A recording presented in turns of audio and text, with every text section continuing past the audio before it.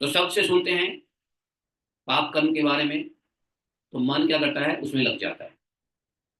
और मन जब लग गया तो पहले क्या लगा, वाणी, पहले वाणी फिर मन, और फिर मन क्या करेगा, इंद्रियों को खुली छूट दे देगा। मन क्या करेगा, इंद्रियों को खुली छूट दे देगा, जो करना है करो। इंद्रिय क्या करेगा, पाप कर्म कर देगा। इसलिए बहुत जरूरी है, वाणी में दो चीजें आती है, मुंह और कान। वाणी में दो चीजें आती है, मुंह और कान। कान से आप सुनते हैं जब ये मुंह से बोलते हैं। कान से यदि गंदी शब्द सुने ही ना तो मुंह से बोले ही ना, क्योंकि हम सीखेंगे ही नहीं। नहीं, जड़ भरत जी कुछ नहीं सुनते थे दुनिया संसार की बातें, मौन होके घूमते हैं, कोई फर्क नहीं पड़ता है कौन क्या कर रहा है, कौन क्या बोल रहा है, कौन क्या चिल्ला रहा है। इसलिए गलत मत सुनो। गलत नहीं सुनेंगे तो फिर गलत देखेंगे भी नहीं, क्योंकि आंख वहीं जाता है जहां से कान शब्द को पकड़ता है।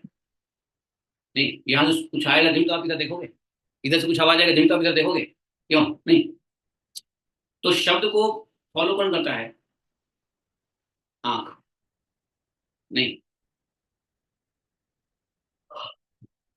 तो कान में शब्द आया, वाणी आया, आंख ने उसको देखना प्रारंभ कर दिया, मन ने उसमें लालच में फंस गया, इंद्रियों को एक्टिवेट कर दिया, शरीर से पाप करवा दिया।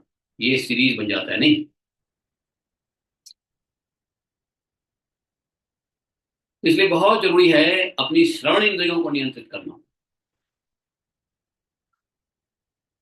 यदि वह उन पापों का,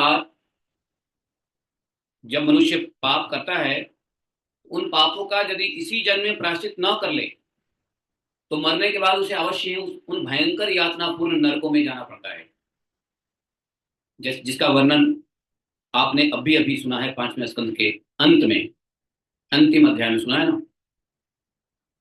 तो देखो, पाप यदि हो गया और पता चल गया कि मेरे से ये सब पाप हुए हैं, देखो नरकों के वर्णन में इतने सारे पाप कर्म के शोरूम लगा दिया गया। या चले जाओ गरुड़ पुराण में, गरुड़ पुराण में इतने पापों के शोरूम हैं कि उस शोरूम में जाने के बाद आपको ध्यान आएगा, ओ ये पाप मैंने भी किया, ओ ये पाप मैंने भी किया, ओ ये पाप मैंने भी किया है।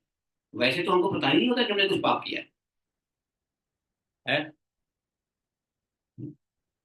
एक बात बताऊं, आपके घर में किस चीज की कमी है ये आपको पता नहीं चलेगा, लेकिन जैसे ही सुपरमार्केट में जाओगे तो आंख देखेगा, ओ ये भी चाहिए, ओ ये भी चाहिए, ओ ये भी चाहिए था।